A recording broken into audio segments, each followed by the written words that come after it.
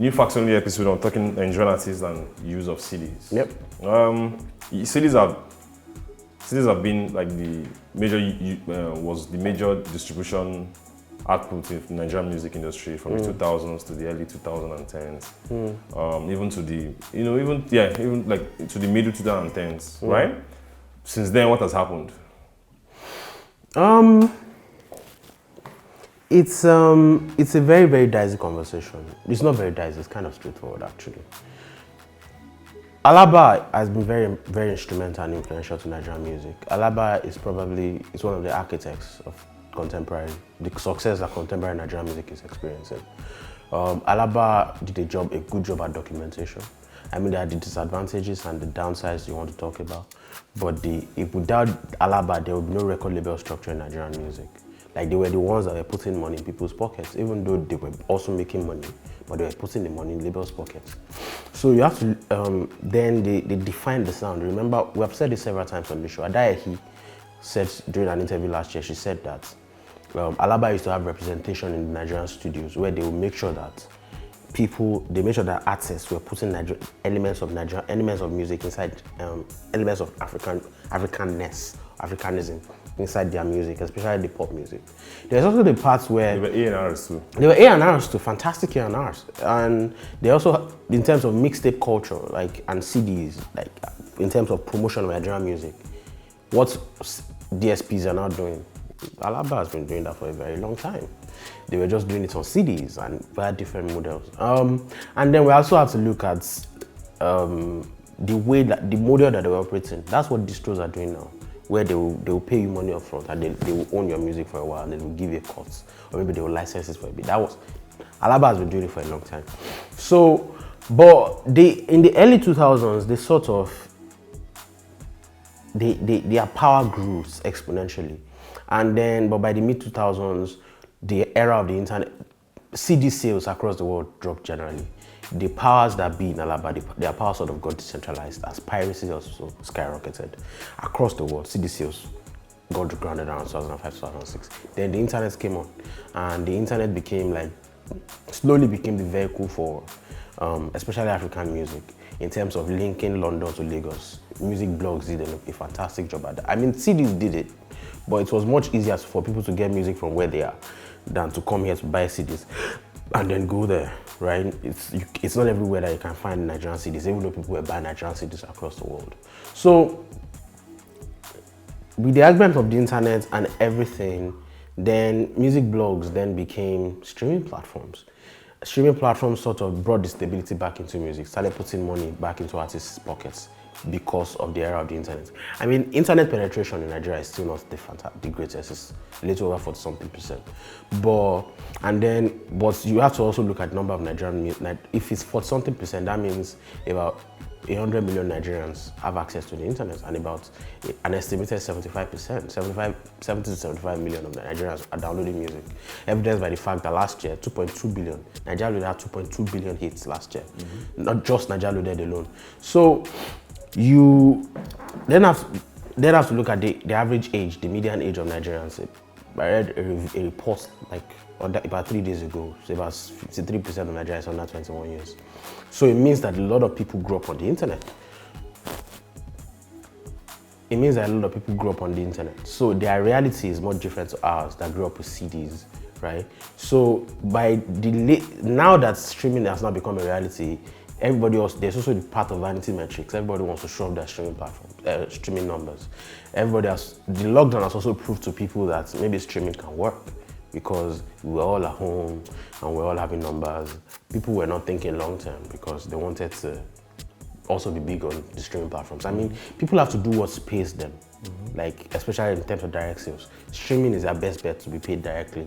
Why did that happen? Why did Nigerian artists wait till 2020? Because a lot of people are still using CDs. Yeah. Like you said, the internet penetration is not that it's not that high as many people think. Even with the internet penetration, a lot of people, still use CDs. People. Why has Nigerian artists stopped? It's a weird conversation. Like I said, streaming is a reality, and the middle of lockdown showed Nigerian artists that streaming, they could make money from streaming. At least if you make they could make healthy money from streaming. It's just a problem of the fact that they are not thinking long term. They are not thinking reasonably. They are not thinking ideas. They are not thinking diversification. Because you can't put all your eggs in one basket. As good as streaming is still not the final frontier for music consumption. Look at it this way. I read an article on Rolling Stone about 2 weeks ago. I posted it on my Twitter. I don't know if people saw it. Spotify reportedly disbursed 5 billion last year, right? And they disbursed 5 billion to all artists. Like they have about let's say they have 50,000 artists. They disbursed 5 billion to everybody. That means about 10,000, 15,000 will go to each artist. That's still not a lot of money. Like if they had to disburse it equally. So, but another problem that streaming has is streaming operates a market share model. The market share model means that all the money that we're paying every year goes into one basket, right? Like it goes into one box, one bowl. So if all that money goes into one bowl, then in terms of like the people that have the most streams are going to make more money from it. So the little guys are not exactly making a lot of money. It's even worse in Africa where the money that they charge is lower than the money that they charge in foreign markets. Yeah. So a lot of artists are also very desperate to go international for whatever reason. Why does international streaming platform pay more than in the international setting more than African setting? It's very simple because internet penetration is way better in some of these other countries in different parts of Europe and America. Even in the Americas generally, you look at Latin pop artists have ridiculous numbers. In 2018, 2019, or in 2019 and 2020, J Balvin was the most streamed international artist on Deezer. Like that's crazy, right? Like J Balvin. And you look at their YouTube numbers off the charts. Like, because YouTube ads, they are much cheaper, a lot of things are better, the internet penetration is good. Movies, there's this company by Carlos Slim Elu. The internet is kind of relatively better to Africa. So internet is cheaper, data subscription is slightly cheaper, and internet penetration has sort of expanded. So it's very easy, it's much easier for music to penetrate in those regions. With Africa, internet penetration is not great. There's also the problem of streaming platforms charging different fees per region. In Africa, for example, the economic realities. Artists in Africa, for example, they are charging 900 and 1,000 900 for individual premium, 1,000 for family plans. In foreign countries, you are seeing them charging $799 and $999. They are charging $499 and $799. And then there are also even newer plans now. Depending on the sound quality, you are seeing lossless audio, and where they're charging like $12.99, $14.99. Like the money that artists stand to make from foreign markets is much different from the money that they start to make here when you calculate the amount of money that they're making. Yeah. So the reality is a lot of them, because they know that they can go international via streaming, because streaming is sort of makes the world a global village. It levels the playing ground, sort of, in terms of music discovery. But even it's still not a thing, because if you are not on playlists, it's unlikely that people are going to find you. Some people are going to be on Spotify till next year. Nobody's going to know their music because they are just not in the loop, and they don't have foreign labels. They don't have distros that are going to put the budget and a lot of things behind them for them to blow. So then people also want the vanity metrics of saying, oh, I went international, I featured Dave, I featured Drake, everybody wants that vanity metrics. Yeah. But they are not looking at the realities of the markets where people are still buying CDs. Yeah. People are still buying CDs. CJ was telling me yesterday that only the streetwise artists are still making CDs. A lot of them have left. I don't think I've seen CDs of some of the biggest Nigerian albums over the past 1 year. I don't think I've seen any of them. Even if you see them, they probably look... It's not official. It's not official. They don't look official. Like, you guys are losing money. Look at it this way. Where do artists stand to make the most money? Even the biggest artists in the world, their money is still not coming directly from music sales. The biggest bags they get are from brand deals.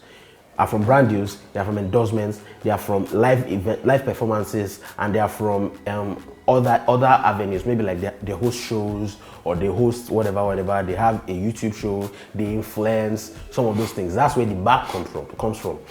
And then these days, even CDs are still making money. If you are selling your CD, for example, you are selling it at 100 naira, right? Dollar has gone up. Maybe they'll be selling that around 200 now, right?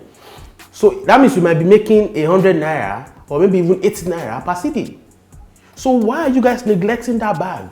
Because of Vanity Metrics and because of streaming. Yes, artists must do what pays them, no problem. I'm not saying don't do what pays you. But CDs can also pay you. Why are you ignoring that? Yeah. They can still pay you. A lot of people that drive cars in Lagos don't use the Bluetooth thingy. What they use is they still use CDs. Aside from those people, there are still older Nigerians that buy CDs. They will never go use streaming platforms. Yes, some of them are slowly gravitating towards streaming, but a lot of Nigerians will never use it. There was a tweet from a girl yesterday that said that iPhone users should be able to use Apple Music for free. That's the consumer behavior that we are dealing with. Aside from that, some people don't even have purchasing power to pay for premium every month. Yeah. So you can make money from CDs. Why are you not doing that? Even in America till now, that the internet penetration is wider, and the consumption is higher. The consumer behavior is more attuned to streaming. Yeah. They're still doing CDs. They're still doing CDs. When they're calculating sales, you will see physical sales. It's not as much as streaming, obviously, but it's still there. Yeah. So why are you guys ignoring it? I read, shout out to a friend of mine, Elizabeth Shubo, that used to manage copy. She sent me a video some weeks ago where Burger King increased their market share via traffic in Mexico. Yeah. They increased their market share because they were marketing through traffic in Mexico. Nigerian artists are not maximizing traffic in Nigeria. Mm-hmm. You know the amount of money that UAC and Coca-Cola are making from traffic in Lagos alone? Why are Nigerian artists not maximizing that? Why are you not authorizing more CDs for them to be sold in traffic? At least in Lagos and Port Harcourt and Abuja and some of those other places where traffic can be rife. Mm-hmm. Even if it's not in traffic, then take those CDs to events. Let people buy your CDs. Follow the model of Burger King. I don't know, it's also a problem because some of these artists are also signed to labels, like foreign labels, and their distros own their albums, and most of these distros are digital platforms. So a lot of these labels are not exactly attuned to the realities of Nigeria, and it doesn't feel like they have people to tell them the truth and the realities of the Nigerian market. What you want to make is money. A lot of them they're only particular about the money that's attainable. Their reality is streaming now. They want to make money, and a lot of them they're also bought into all these streaming platforms. Mm-hmm. All the major labels have shares in. They have shares in Spotify. All of them have shares in Thriller. It's like that. The world is becoming a global village where everybody's buying into each other, right? So, but at the same time, your reality is to make money. So why are you not maximizing that? And minus that, in the world currently, not even just Nigeria alone, most people are signed quasi 360 deals anyway, because that's the only way labels can make money. Yeah. I watched a breakdown on YouTube some weeks ago where a guy was breaking it down. Most foreign artists are signed to 360 deals. They just don't realize it. Yeah. Because the label will give you, if the label gives you an advance, the label is going to make it back. The label has its hand in your brand deal, even if it's just a percentage. The label has its hand in your live events, has hands in everything you do. In your royalties, if you act in a movie, a label is going to have its cut there. A lot of these things. Some people are even giving part of their image rights to labels. Publishing label. So you don't realize that you're signed 360 deals, but in reality you're signed 360 deals because labels have to make their money back. I was speaking with a boss of a distro or a label services company like earlier in the year when it came to Pulse. We're having a call, and he was telling me that look, they are looking into quasi 360 deals because they are handing out bags and they're not making revenue back. So they are looking at making all this other money. It doesn't matter if you're a digital streaming platform, a digital distribution company. Your goal is to make money. So go and make your money. Go and get your bag. Why are you not getting your bag? Nigerian artists need to start exploring CDs. They shouldn't forget that angle by ignoring the realities of the Nigerian market. And that's facts for me.